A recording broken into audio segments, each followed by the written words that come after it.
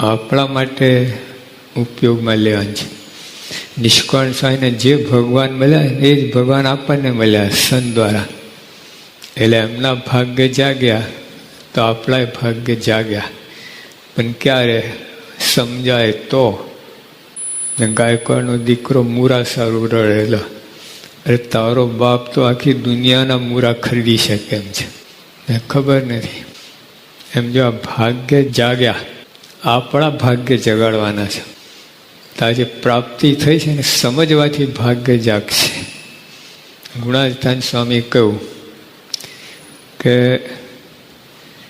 નિયમ પારવા, ભગવાનનું સ્વરૂપ સમજવું, સંતનું સમૂહ સમજવું, તેને ધન્ય છે, ધન્ય છે, ધન્ય છે, તેના પર રાજી રાજી રાજી.